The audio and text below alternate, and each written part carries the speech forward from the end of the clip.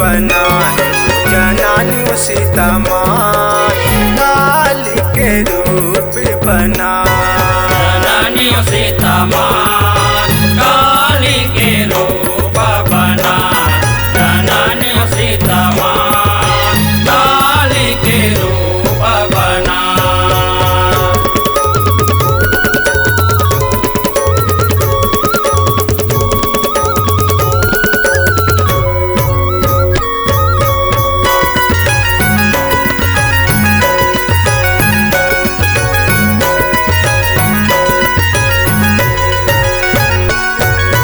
रामचंद्र सन में ही रावण के धोए बड़ भारी कटकटाए बिंदरा भालू मन देवन लगे हुकारी।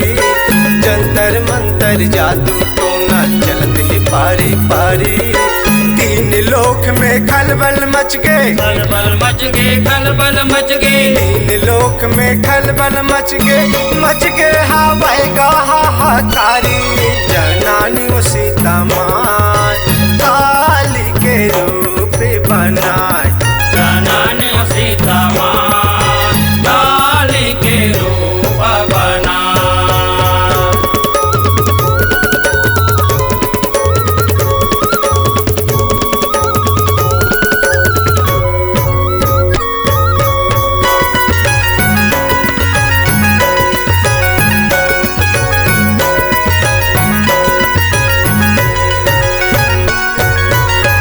मोहनी लगे राम लाल मूर्छा छागे।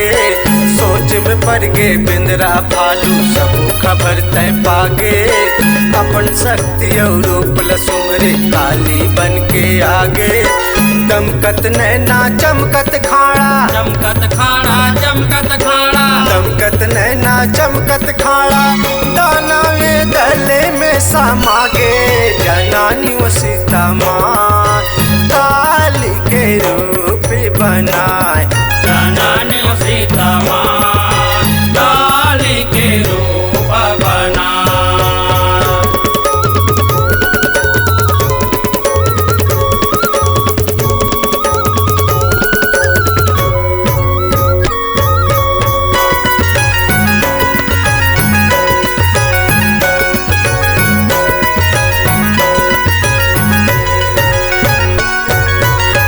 चिटकारे खपर टांगे परल करन तय लागे। औहा झौहा मारत देखे रक्षा दानव भागे। एक घड़ी में चिरकुट मच के नदिया बुहागे। देवता मन जयकार करिन तब देवता मन जयकार करिन तब। देवता मन जयकार करिन तब रामी के मोरी छाहा जागे। जनानी वो सीता माँ काली के रूप बनाए। जनानी वो सीता माँ काली के रूप बनाए।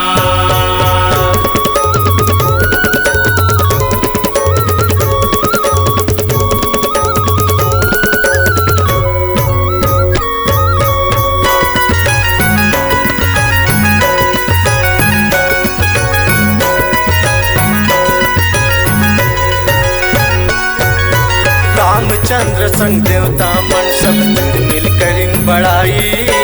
फूलन बरसा हो विसरगल बाजे आनंद बधाई। दास विदेशी कहे दुनिया गाई सिका सुख पाई। जाके अशोक वाटिका में तय जाके अशोक वाटिका में तय। जाके अशोक वाटिका में तय फिर होवे वो महामाई। जनानी वो सीता माँ काली के रूप बनाए।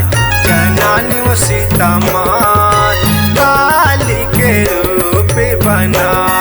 जनानी वो सीता माँ काली के रूप बनाए। जनानी वो सीता माँ काली के रूप बनाए। जनानी वो सीता माँ काली के रूप बनाए। जनानी वो सीता माँ काली के रूप बनाए। जनानी वो सीता माँ काली के रूप बनाए।